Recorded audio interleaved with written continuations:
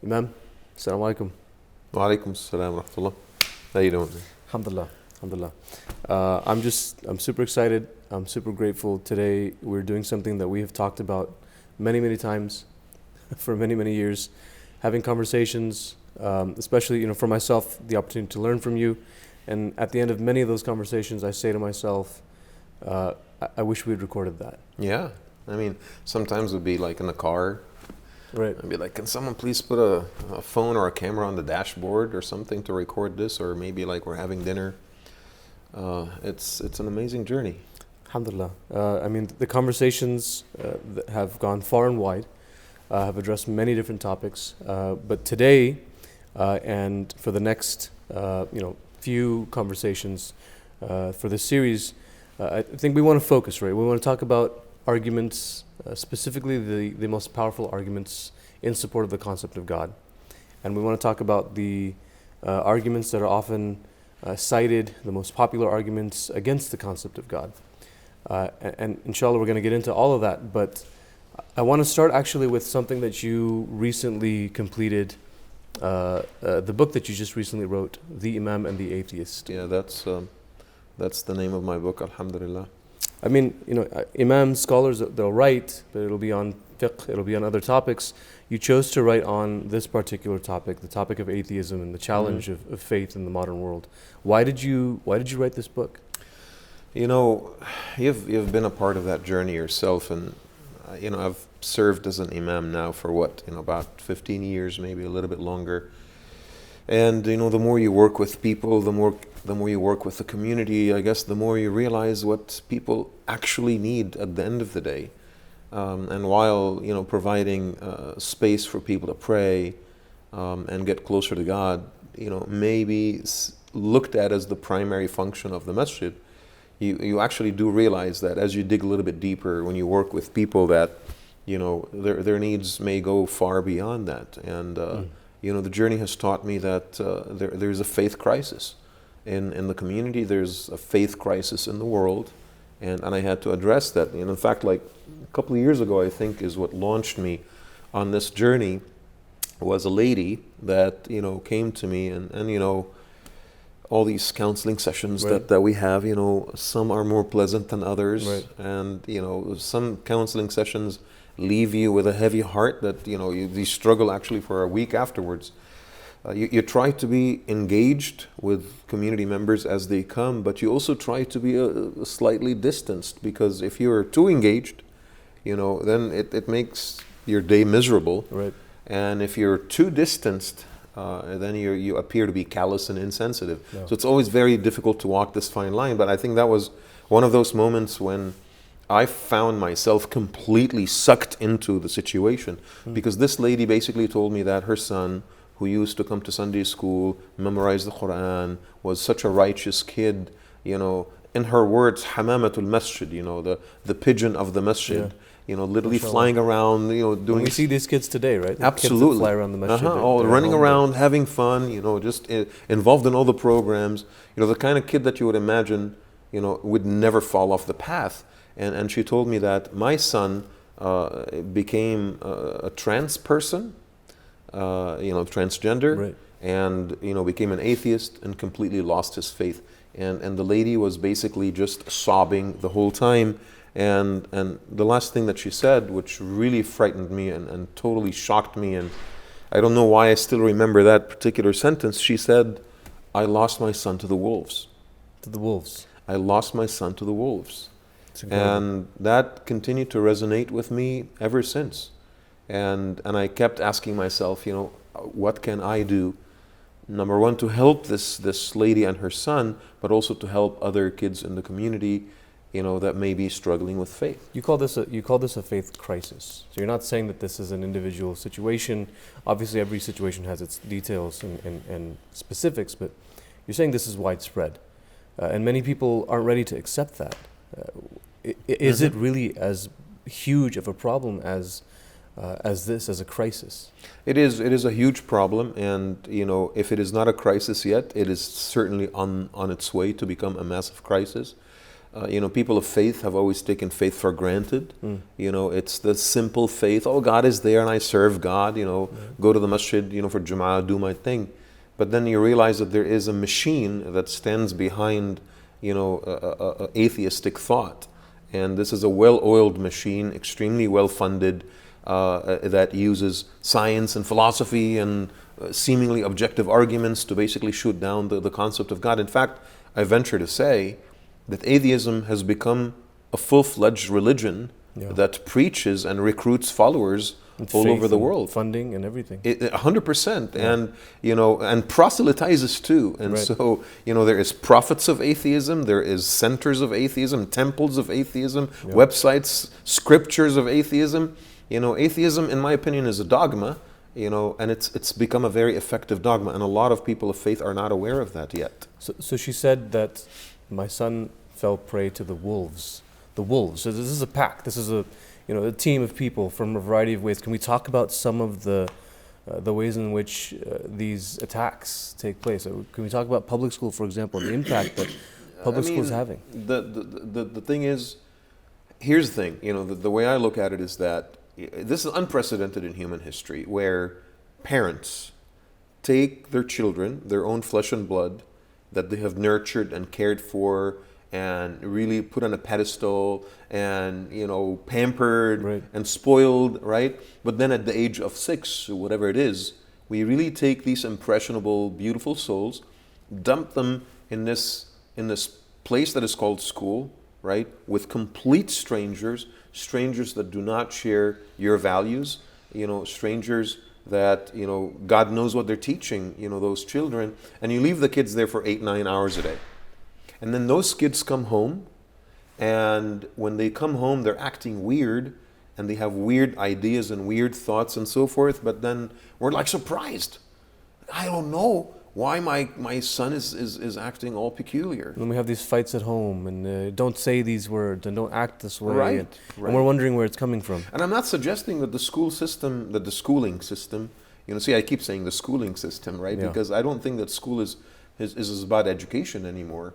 I'm not saying that it is entirely bad, right? I think it's important for the kids to learn, science and math and language and so forth. And perhaps many parents cannot afford, they don't have the time, they don't have the resources, perhaps they don't even have the knowledge to teach their kids about those specific subjects or prepare the kids, for their careers, for job opportunities and so forth. But as parents, we have to understand that the schooling system has become a place of indoctrination. Yeah. So for your personal experience, though, your kids went through the schooling system. Mm-hmm. How did this play out in your house? What did you do?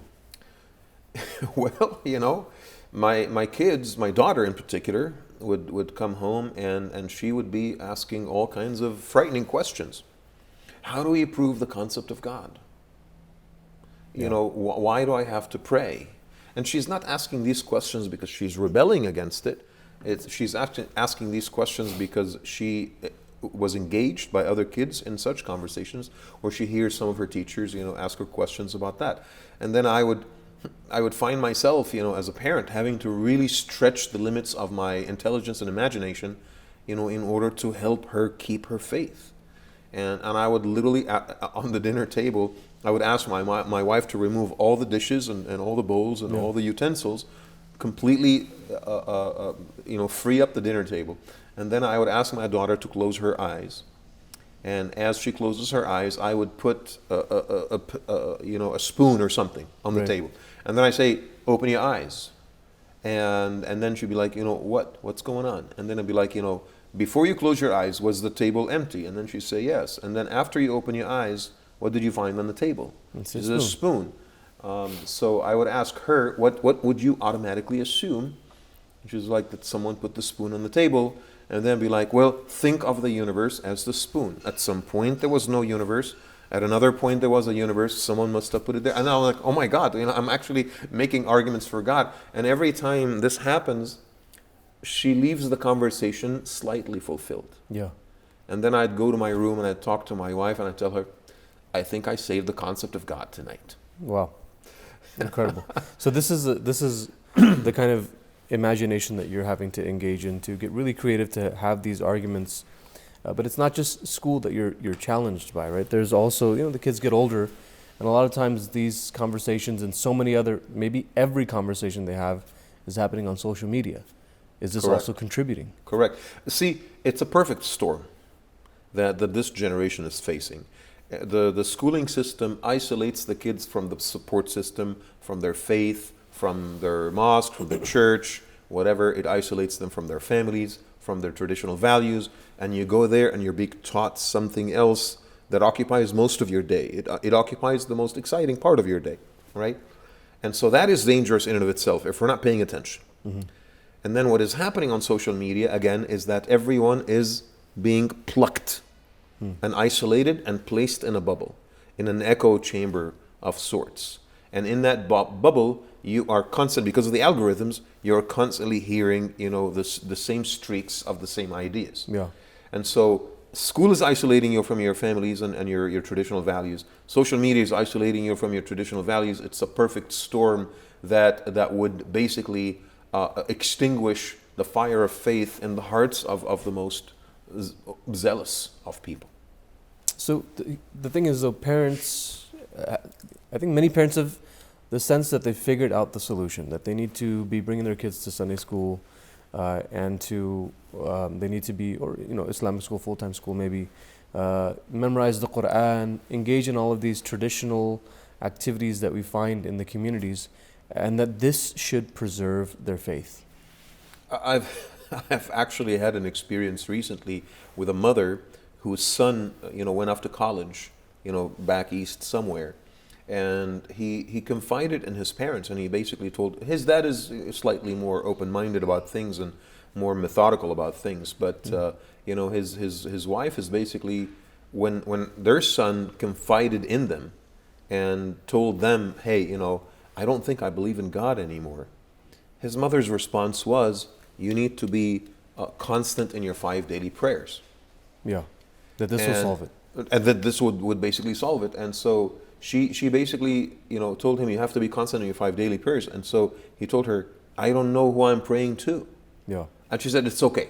This is how you feel right now. You just have to keep up your 5 daily prayers. So this kid comes to me and he said, I am trying to do my research and I'm trying to ask the right questions. I'm not a bad person. I don't enjoy what is happening. I don't enjoy that I'm losing my faith. My life was happier, but my mom keeps putting this pressure on me, and quite honestly, I feel like a hypocrite. And so I had to talk to his mom, and I said, listen, Mom, when the mind is restless, spirituality is moot. We have to address his questions, and we need to make sure that his mind is in the right place. There is no amount of Sunday school. There's no amount of memorizing the Quran. There's no amount, with Zoom meetings with some Arabic teacher from overseas that can be an alternative to this process.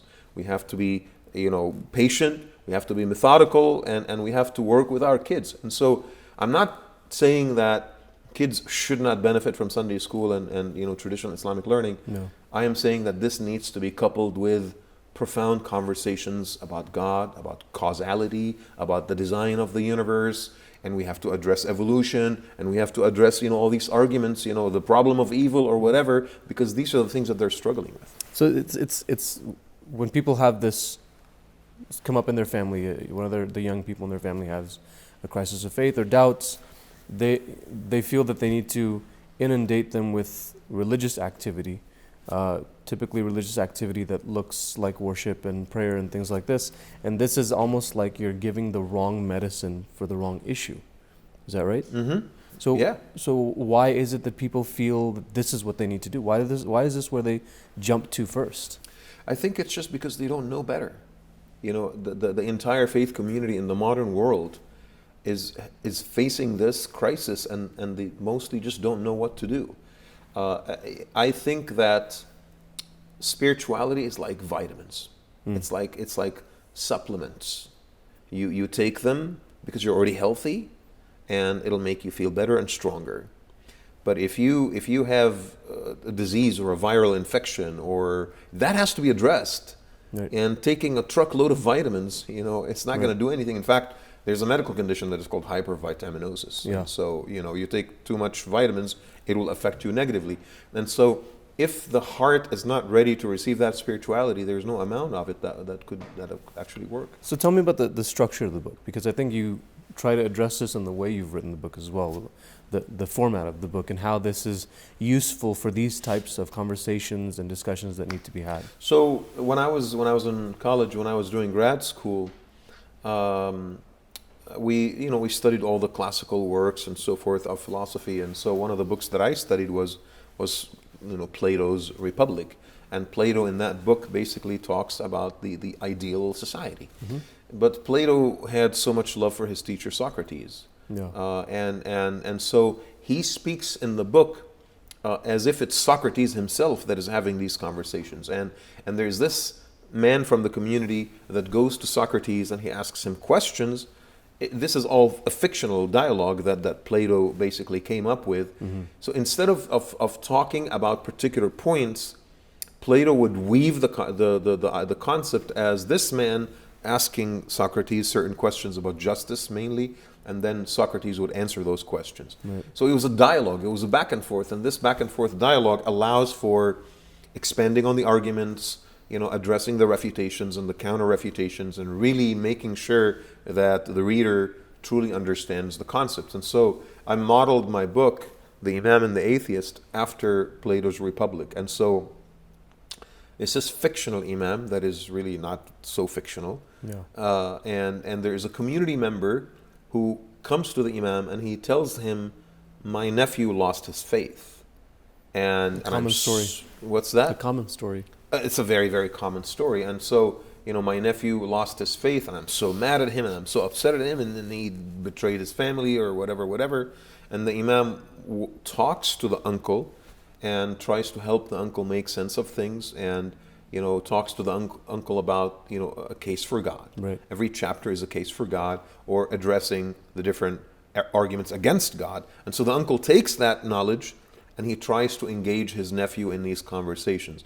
Every single time, what the uncle really does is that he shakes the foundations of his son's atheism. Mm-hmm. He puts a tiny little nick in the armor, and gradually the son is rethinking the whole thing. He doesn't come to faith right away, but he tries to rethink everything, and then one day he requests to have a meeting with the Imam. And there's a little twist in the end. There's a beautiful back and forth throughout the book too. That the uncle, is struggling himself to address the issues, and then he talks to the Imam. He has he comes away with a really solid argument that he wants to now take and have a discussion with his nephew, mm-hmm. and he comes back. Yeah, because something worked, but now there's other questions, and more questions arise, and this reflects the natural process in the real world, that when we're working with folks who have lost their faith, more questions will arise, and we can't just let that frustrate ourselves. Not only that, I think that what the book is also intended to show, that it is not just the nephew that grew intellectually, it was the uncle as well. Because the uncle represents the mentors and the parents and the teachers, right, of our community that are struggling, not because they lost their faith, but they're struggling because they don't know how to address these young people as they question faith.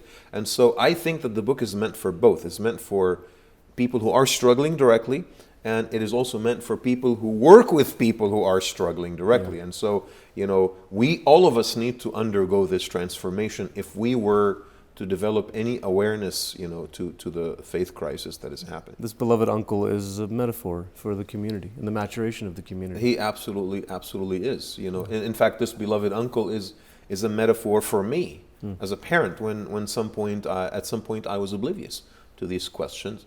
And the nephew is a metaphor for every person in the community that struggles with faith, whether it's young or old. Yeah, it's not just children, it's not just youth. There are many adults. Absolutely. And perhaps because they're adults and they've lived more of their lives, they're far more hesitant to even bring up and question and ask. And perhaps reading a book like this will allow them to be witness to such a conversation that'll help them. And the book is not designed to offer these comprehensive responses to atheism literature or anything. I don't make that claim. I think that the book is just a very simple first attempt at making the community aware that these issues exist, making the community aware that there are cases intellectual cases to be made for God, and it's designed to provide, shield and armor Yeah. for people of faith. Perhaps in future editions or maybe in future works, I'll be able to, if with God's leave, I'll be able to produce more comprehensive, solid, robust, line item by line item response to atheism. But I honestly am not even interested in that as much as I'm interested in helping our people. So I do think that in order for us to move forward in this conversation, there are some groundwork that needs to be laid. And I really want to start with understanding 3 particular fields. And perhaps this is what you'll be writing on in the future as well. But I think we need to understand theology, we need to understand philosophy, and we need to understand science. And what is the connection between these 3? Right. Very, very simple. These are 3 branches of knowledge. Theology is the branch of knowledge that studies the divine, studies divine attributes, divine qualities, divine expectations and demands, and so forth. It's the branch of knowledge that is focused on God. Who is God? What does He want from us, and how does He communicate with us, and what His expectations of us are? The philosophy is the branch of knowledge that studies nature, that is studies reality, that is studies knowledge and the concept of knowledge, that studies ethics and morals, and supernatural events, metaphysical realms, and so on and so forth. And it primarily uses reason and logic. Last but not least is science, and science is about observing the natural world and making deductions. Is about applying the faculty of reason to derive hypotheses from the natural world, hypotheses that will help us address the day-to-day problems of human society, invent, produce, innovate, build faster cars, produce more wheat, and so on and so forth. So theology, just to kind of understand for myself and for those who are trying to understand as well, theology is it's the use of divine inspiration to pursue answers. Philosophy is the use of logic and reason, or the application of reason to pursue answers, and science is the pursuit of answers through observation and the physical experiences of the world. Exactly. And they're also answering different questions, right?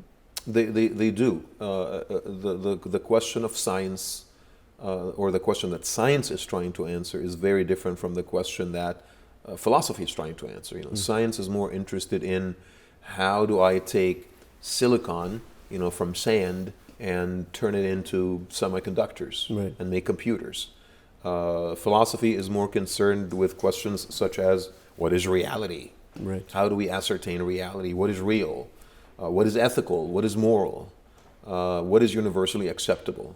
And theology is more interested in questions about God. What happens to us after death?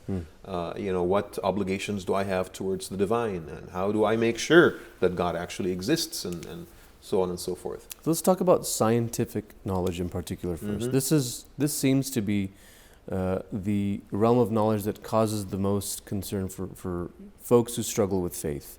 It seems to be where people become confused. They start to give science a certain level of credence, and perhaps they don't really fully understand what is scientific knowledge. Can you explain that a little bit? I mean, science is often looked at as this robust, objective institution of knowledge.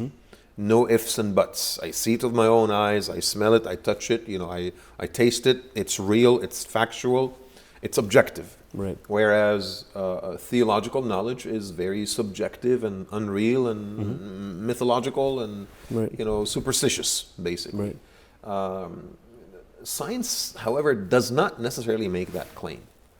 Science is focused on building hypotheses, making generalizations out of observation. Okay, and so there is, for example, what is called the inductive method of science. Right. And the inductive method of science suggests that, I basically go out into the natural world with no bias, and I observe natural phenomena, and then I build a hypothesis, and this hypothesis eventually becomes a theory of science.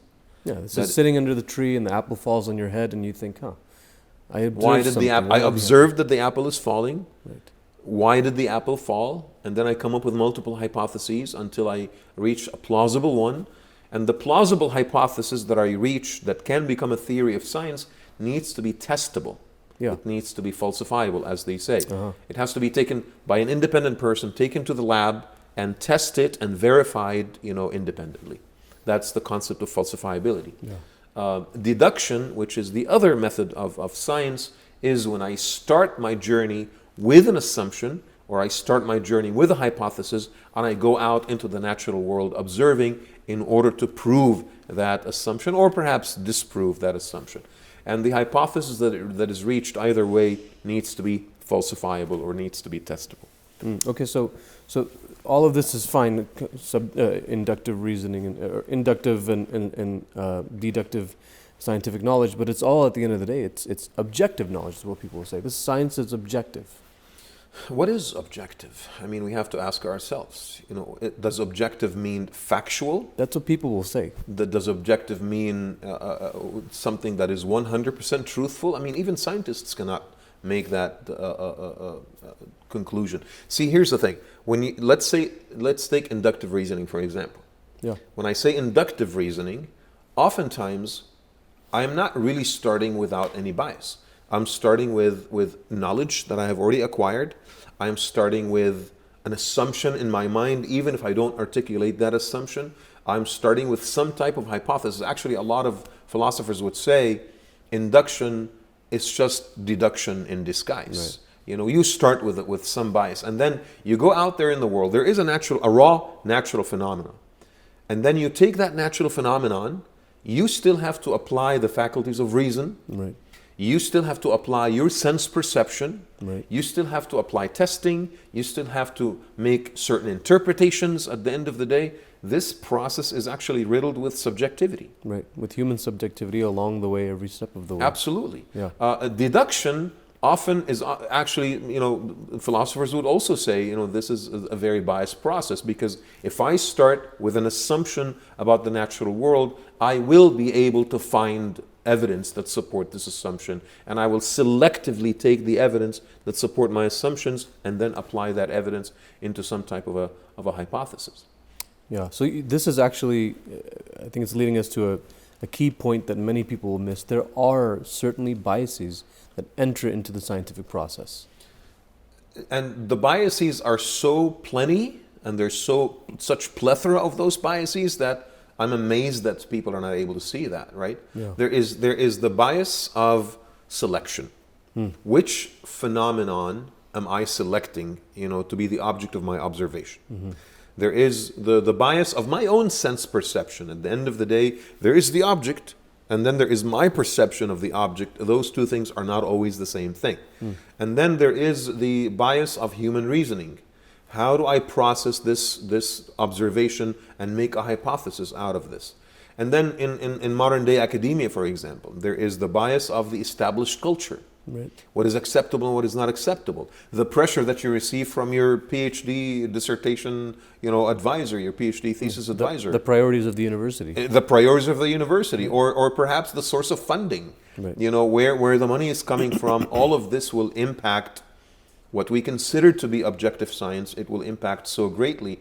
I'm not saying that science is unuseful or unhelpful. I mean, I'm just saying that science needs to remain within the scope for which it is intended, which is provide short-term answers for short-term problems that humanity, struggle with, and help us kind of tread the path of life, and not provide a comprehensive view of the world, right? So what is the philosophy of science then, so that we can actually understand what science is supposed to be answering and what it's not supposed to be answering? The philosophy of science is a branch of philosophy that actually studies the very core fundamental premises of science and the methodologies of science, and it tries to ascertain whether those methodologies are most reliable or not. Right. And so the philosophy of science actually shut down deduction, as the most biased and unreliable method, shut down induction as an unreliable method, and also shut down falsification. Because falsification is basically a scientist who develops a theory of science today. But deep inside that scientist and the rest of the scientific community, they know that maybe 50 years later, someone is going to come up with a better hypothesis that will shoot down this hypothesis. They expect it, actually. Falsify. They actually Right. expect it 100%. Absolutely. It'll falsify this particular assumption.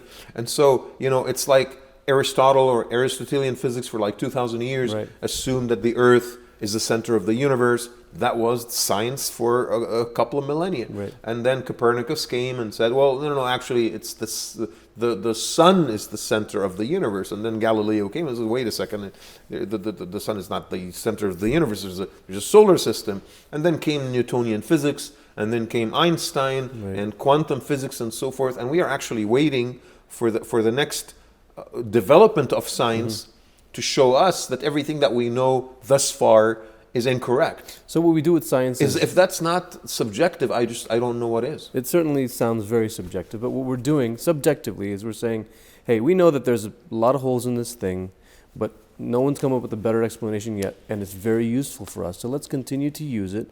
And that doesn't sound like a bad thing, but it certainly does not sound objective. I think It sounds like the only way we should understand science, which is, I know that it's not the most reliable thing. I know that it's often subjective. I know that it's not always very objective, but it's still useful because it helps me produce more milk. Right. It helps me build stronger buildings, that resist earthquakes. It helped me address the water crisis. It helps me, address, environmental challenges, make more engineers or, produce more wheat to All very address important. starvation in the world. These are all very important applications Absolutely. of science. But science and scientism, when I turn science into an ideology, into a dogma that is meant to explain comprehensively everything about the universe and existence, I think that would be an overreach. Scientism, this would be perhaps the use of science to answer questions of theology instead.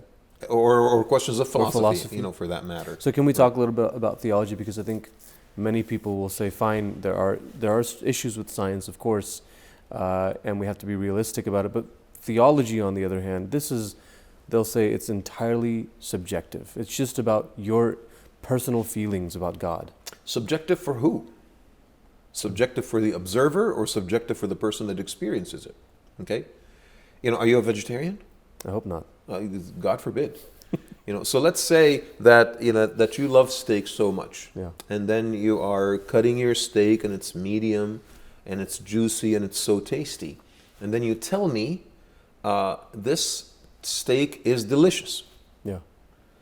I will say, as if someone is vegetarian and that person loves broccoli so much, that person will tell you, well, that is subjectively true. Yeah, that's disgusting. Yeah, for you maybe, but for me, that's not true. Right. But then you'll say like, no, I can objectively tell you that this is the most delicious thing, and I know that with every ounce of my being, like I see it and I feel it like the light of day. And I'll take my friends to the same steakhouse and have them have Sure, the same all your other meat eater friends will actually probably and more than They'll likely agree with me. they will agree with you. Right. And so objective experience, or let's say if we talk about theological or religious experiences, Yeah. right? A religious experience for the outside observer may be characterized as subjective, but for the person that experiences it at the moment, it is the absolute most objective thing, Okay. right? And it's not something that can be described empirically, like I feel the love of God in my heart. Right.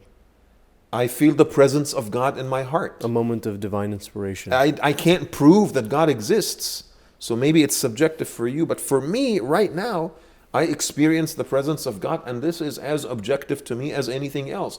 And if that feeling is shared by 95% of all human beings, then I think now we're our definitions of subjective and objective are becoming slightly more malleable and slightly more confusing, right? Yeah. Because not only that the person that has the religious experience has this very objective feeling about it, that experience is also shared by so many other people. And that sounds like more objective than subjective to me. So okay, let's talk about philosophy then, because we've seen great value perhaps in theology, and we've understood the limits of science. Philosophy, logic, right? It's just logic. Can we say that logic is objective and unbiased? And I know that a lot of atheist literature would utter statements or make statements, and those statements would end with something like, it's just logic, right? Or the statement would end with something like, it is only scientific. Which, and those two statements are usually intended to shoot down religious arguments or religious experiences as subjective, therefore they're unreliable. Right. I hope that I was able to demonstrate to you that while science, we cannot deny the usefulness of science, it can be subjective and it can be unreliable at times. And perhaps we can do the same with logic, right? Because logic seems like it's the end of all things. Logic is logic. Just math. It's like math, 1 + 1 = 2. No, that's actually not true. Because logic is still bound by our epistemological limitations. This is just fancy for the knowledge base that a particular generation has access to. And so if you lived 2,000 years ago at the time of Aristotle, and someone talked about landing on the moon, that would be the most illogical thing to assume. Like, that would not be in any logical argument. But today, it's very easy for us to assume that landing on the moon is logical because we've landed on the moon. Because now there is human knowledge that made that possible, right? Yeah. And so, if you're a frog, and that frog lives in a hole that is 40 feet in the ground. Sometimes I feel like this in my life.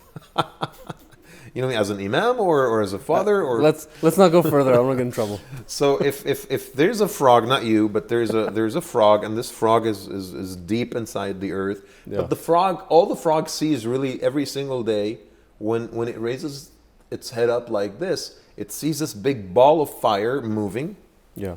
Right? Just like, it takes perhaps 5 minutes for that ball of fire to cross the entrance of the hole. And it sees some white clouds here and there.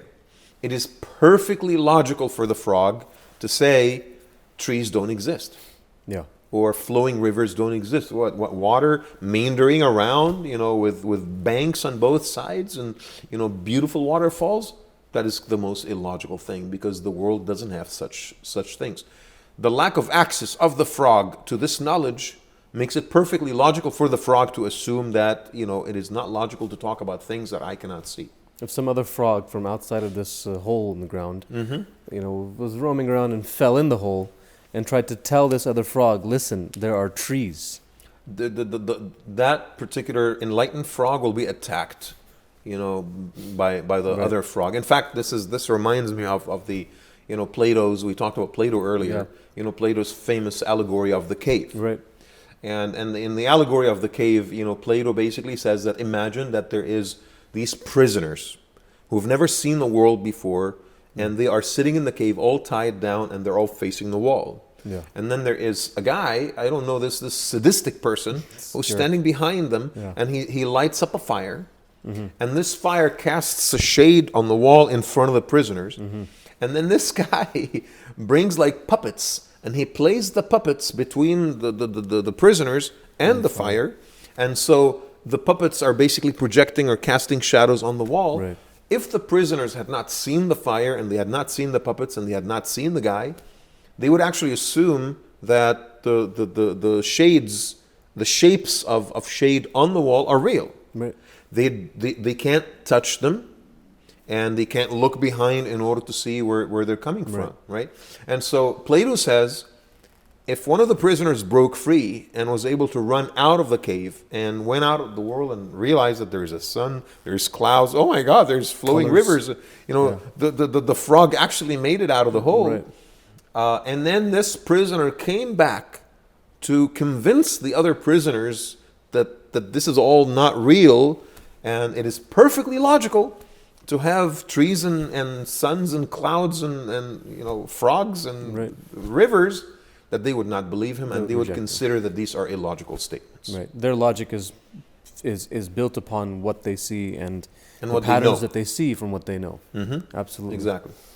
This does remind me of the kind of dichotomies that we're forced into. I feel like many people experience life like these prisoners in the cave, where it's either this or that. It's either A or B, and you cannot get out of it. You select. It's either A, being scientific or rational, or being religious and Exactly. superstitious. And it's right. they're contradictory to each other. And these dichotomies are the cancer of the modern mind. Because we are taught that the world is polar. I always have to choose between two things. Like today we're taught that you have to either be Republican or Democrat. Right. And the really, really benevolent thinkers would say, okay, fine, maybe you can also become an independent, but that doesn't do any good, and no independent will ever win any election. So just another way of saying, please either be Democrat or Republican. Right. Or you are taught that you are either in a perfect state of happiness or a perfect state of misery. There's nothing in between. Or you are taught that you are either perfectly healthy or you are perfectly unhealthy, right? And the reality is that the world doesn't work this way. The world is always a continuum. The world is always, of a variety of colors, and you're somewhere in between. And some people lean to this extreme, some people lean to that extreme. But in fact, in the bell curve, most people are, in the center somewhere. Yeah. And so these dichotomies are not healthy. You can be very scientific and appreciate the overall near objective nature of science, but you still realize, because you're an honest human being, you realize that, oh, I get it. There is an element of bias, there's some subjectivity to science, and I'm okay with that. And at the same time, you're a man of faith, and you go to the mosque, right? And you understand that while I do acknowledge why people may call religious experiences subjective, but they can be very objective at times for those who experience it and for the larger, segment of the population. I can have a rational mind and believe in God at the same time. It's not either or. So it's these syllogisms. It's these binaries, right? And I think that these binaries often they come out in the form of syllogisms that people have formed for themselves to explain their lives to themselves. And by operating in this way, A, B, therefore C, this seems to be what causes people to eventually lose their faith. Correct, and binaries do lead to syllogism and to syllogisms, and a syllogism is a process of reasoning where I reach conclusions, logical conclusions, after I have established certain propositions. Yeah. So just to explain to whoever is watching what a syllogism is, a syllogism could be something like, okay, proposition number 1, my sister is a great cook. This is something that I've experienced personally, right? Even though when you think about it, it's actually my subjective assessment of my sister's cooking, but we're not going to talk about that, right? So I'm actually talking, I'm borrowing a subjective assumption, making it into a logical proposition. Right. So I say my sister's cooking is great, and then you invite me to your house, and then I try your sister's cooking. But the problem is that you don't have any sisters. I have a sister. That would have been nice, actually. So, I go to a friend's house and his sister cooks, and I enjoy her cooking, a lot. So proposition number 2, his sister's cooking is great. Right. And then I visit a third person. Her sister's cooking is amazing. Conclusion, every sister's cooking is delicious. That's a syllogism. Right. Okay? And then if we apply that actually to the modern world, let's take, for example, political convictions, let's take, pro-life. Yeah. My cousin is pro-life and my cousin is a Republican. Proposition number 2, his cousin is pro-life and his cousin is a Republican. Therefore, every pro-life is a Republican. Yeah. And once I have run through this logic, which seems, perfectly sound, if you experience a sister, by the way, it's not true that every sister's cooking is delicious, right? Definitely not. And so if you experience someone whose sister cooked and her cooking was horrendous, the entire structure would collapse. Right. Completely collapse. If you meet a Republican who's not pro-life, or if you meet a pro-life person who's not a Republican, that entire syllogism, that entire structure would collapse. And so when you use the binaries to think of God, right, to think of the universe, okay, so we start with proposition. If there is a God, God must be loving and benevolent and would not create evil.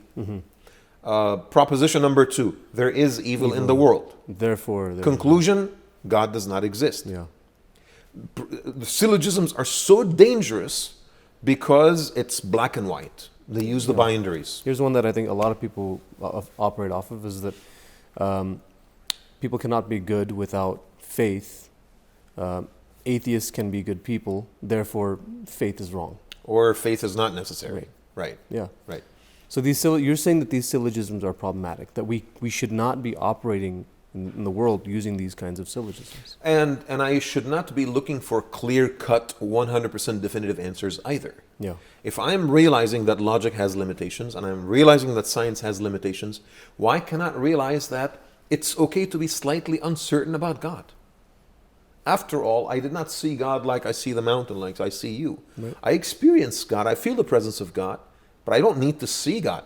I don't need to say I'm 100% certain that God exists. It's okay to have 5-10% doubt. The evidence for God, for me, seems to be stronger than the evidence against God. That's why I continue to be a man of faith. And so accepting some uncertainty, accepting the continuum, the percentages, is better than making it like, either or, black or white, this or that. I think that's a great place for us to leave this off, because I think what we need to do next is have conversations on various ideas and arguments that demonstrate God, or the concept of God. And I hope that we'll continue to do those for a few more of these sessions, inshallah. I'm excited, inshallah. I can't wait. Appreciate you doing this. All right. Jazakallah khair. Thank you. Wa iyyak.